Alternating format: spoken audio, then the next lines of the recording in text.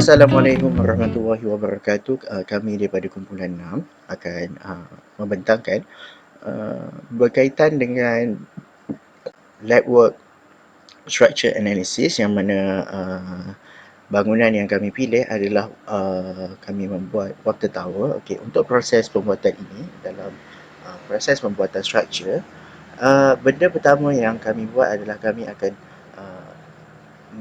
meletakkan grid pada Revit ini, iaitu kami akan buat grid dan juga level bagi structure yang akan kami gunakan.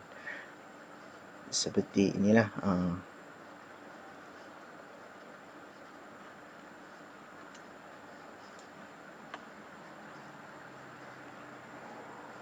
Tujuan kami membuat grid adalah untuk memudahkan kami untuk meletakkan kolom dan juga foundation bagi structure yang akan kami buat.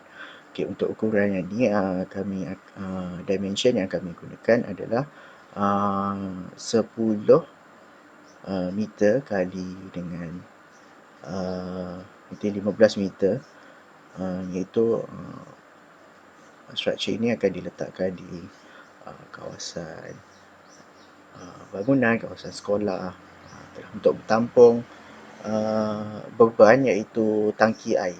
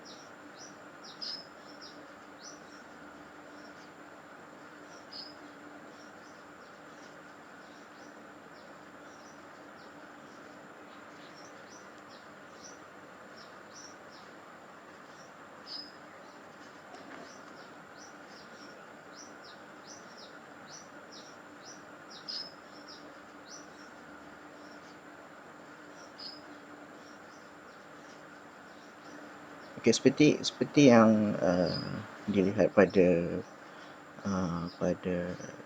video ini, grid, setelah selesai membuat grid,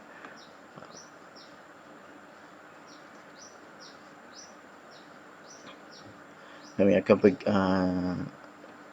seterusnya kami akan pergi ke bahagian elevation, yang mana pada bahagian elevation ni adalah tempat di mana kami akan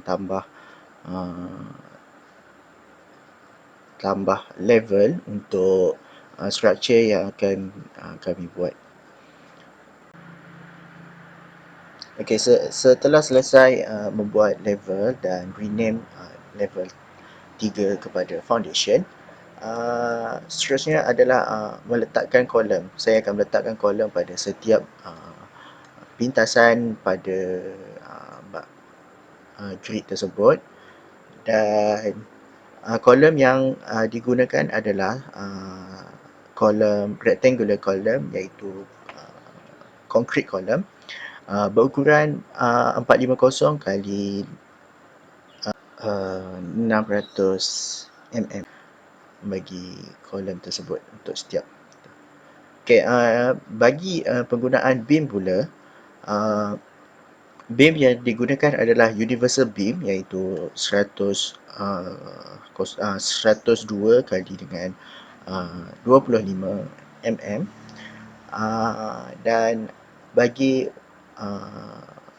tapak asas pula kami akan pakai pad footing, yang mana pad footing akan diletakkan pada setiap kolom,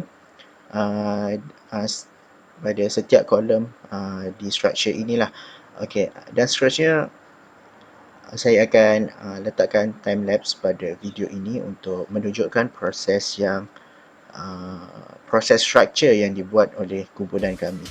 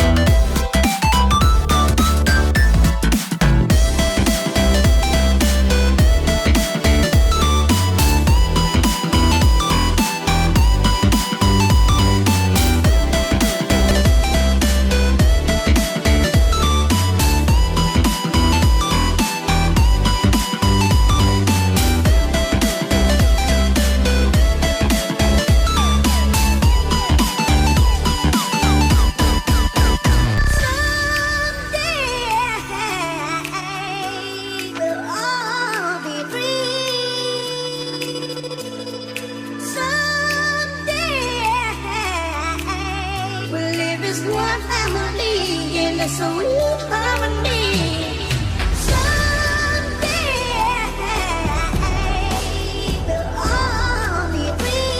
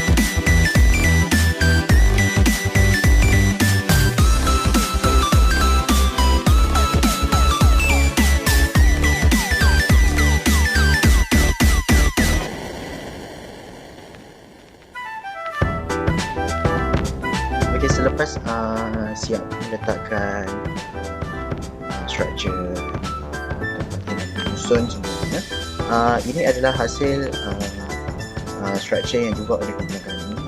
Ini adalah pandangan 3D yang saya pilih, dan bagi bentuk yang ini saya pakai model wireframe. Dan okey, ini adalah elevation dia daripada west view. Ini adalah south, north dan juga east untuk elevation bagi structure yang kami buat. Okey, selepas meletakkan, selepas susun, ini adalah analytical view yang mana pada bahagian tapak dia saya telah meletakkan load, point load bagi setiap structure di pada setiap kolom dan juga foundation di structure kami. Okey, bagi step yang seterusnya,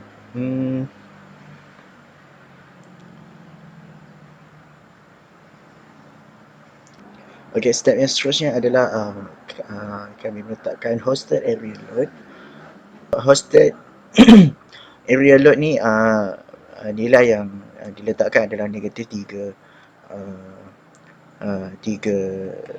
nm, dan load ni diletakkan pada bahagian atas sekali, iaitu bahagian floor, yang mana ia akan menanggung beban, iaitu tangki air. Dan kita pindah ke step yang seterusnya. Okey, selepas load diletakkan, saya akan tambah satu lagi load, iaitu UDL, Uniformly Distributed Load, untuk menampakkannya berserenjang antara titik atas dan juga bawah tu. Okey, selepas meletakkan load itu, kemudian model ni akan dipindahkan kepada robot structural analysis, yang mana pengiraan bagi shear stress, moment dan juga force akan dilakukan di robot structural analysis. Jadi selepas export model yang dibuat tadi ke robot structural analysis, ini adalah hasil dia, yang mana view yang dipakai ini adalah geometry view, yang mana kita akan pindahkan kepada load view untuk menampakkan beberapa jenis load yang akan diletakkan pada model tersebut. Okay, terdapat pada model ini adalah, yang pertama adalah dead load, beban mati. Yang kedua adalah live load, dan yang ketiga adalah combination load, iaitu gabungan antara dead load dan juga live load. Okay, seterusnya berbalik kepada geometry view, kita akan buat calculation pada model ini. Dan step yang seterusnya, kita akan pergi kepada result dan juga result analysis. Dan pada bahagian ni kita boleh meletakkan, boleh melihat jadual yang mana terdapat nilai pada jadual itu, dan juga nilai pada dead load dan juga live load serta combination load yang diletakkan pada structure tersebut. Okey, bagi menampakkan nilai yang mampu ditampung, okey, yang pertama sekali kita akan pilih satu beam pada bangunan tersebut, selarikan dia. Okey, untuk yang ni adalah FZ force. Nilai yang terdapat pada FZ force, nilai minimum dia adalah 29 Newton bagi dead load. Bagi combination load, nilai dia adalah 40.3, nilai maksimum bagi FZ force. Dan seterusnya kita akan lihat pada moment bagi beam 17 ini, iaitu bending moment dia adalah maksimum 39.48. Dan seterusnya adalah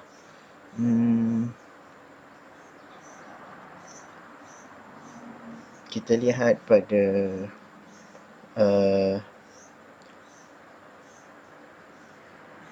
beam yang lain bagi projek ini. Kita berbalik kepada main model. Kita akan pilih beam yang lain, iaitu beam yang melintang ni. Okey, ini adalah nilai bagi FZ, force FZ pada structure yang dibuat. Okey, benda yang sama digunakan adalah kita akan selarikan beam tersebut bagi memudahkan kita nampak force yang terlibat pada beam tersebut. Okey, katakan force ini adalah FZ force pada beam.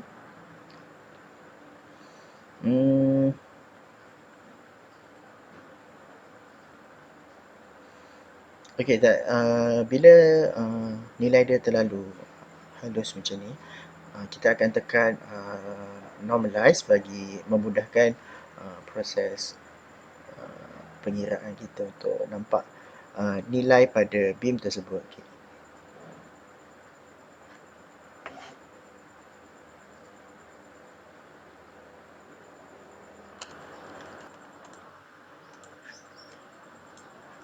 Okey, jadi ini adalah nilai bagi beam yang lain, nilai fx bagi beam yang lain dan juga moment bagi beam beam yang lain pada bangunan, pada structure yang telah kami buat. Seterusnya, okay, dalam kelompok structure analysis kita juga boleh lihat dan mengesan jumlah reaction yang terdapat pada structure yang dibuat. Ini adalah reaction bagi structure yang dibuat oleh kumpulan kami. Kita akan lihat nilai pada kolom structure yang dibuat, iaitu fx. Nilai fx bagi kolom yang kita pilih. Okey, dalam robot structure analysis kita juga boleh melihat nilai yang nilai kolom dan juga nilai beban pada bangunan ataupun pada structure yang kita buat. Okey, ini adalah nilai fx bagi dan juga nilai load yang dapat ditampung oleh structure yang dibuat. Okey, ini adalah nilainya, iaitu 120. Okey, maksimum kita akan normalize nilai tersebut. Kita akan normalize bagi menampakkan bentuk dan juga beban yang dibuat.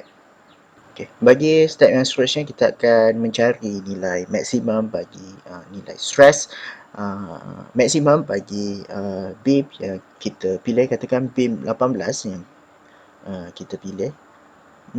Kita akan selaraskan dia. Okay, jadi nilai maksimum stress bagi ini, dan juga kita dapat kita tikkan nilai shear stress dia. Okay, kita akan normalize shear stress tersebut, dan kita akan dapat lihat nilai maksimum dan juga nilai minimum bagi beam yang kita pilih tadi. Okay, ini adalah minimum stress bagi beam yang kita pilih untuk dead load. Yang seterusnya adalah combination load.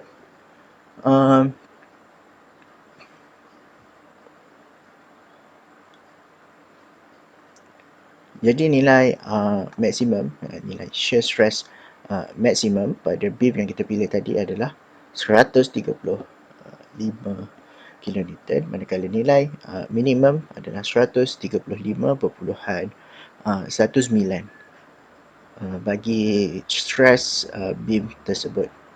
Okey, berbalik kepada main model, bagi kita akan pilih beam yang lain.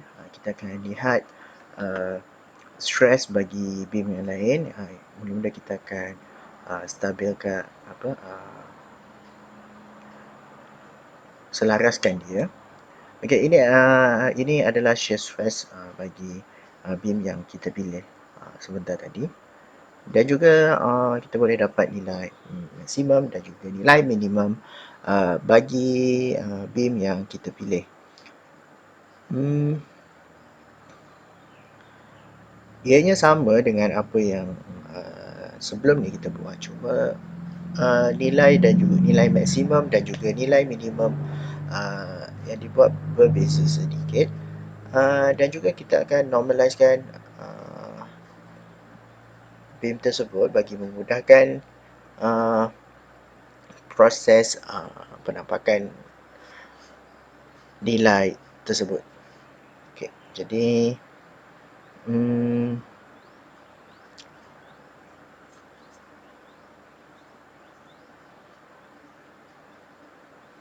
nilai yang lain adalah kosong. Okey, ada nilai ini. Nilai dia terlalu kecil.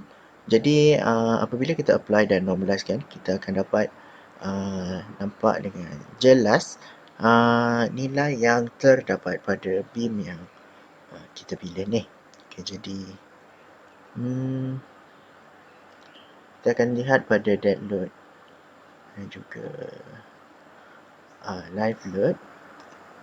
Kita akan lihat nilai stress pada beam yang lain. Kita akan normalizekan dia. Jadi nilai yang terdapat pada ni adalah 25.64.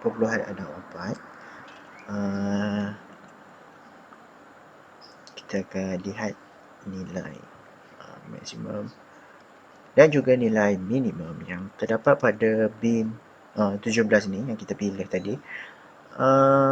Dan okey, kita akan berbalik kepada main model kita, dan seterusnya kita akan berbalik semula kepada geometry view, yang mana pada geometry view ni kita akan lihat semula model yang telah dieksport. Saya rasa itu sahaja daripada kumpulan kami, iaitu kumpulan 6. Saya ucapkan terima kasih kerana melihat video yang dibuat oleh saya ni. Okey, sekian, terima kasih.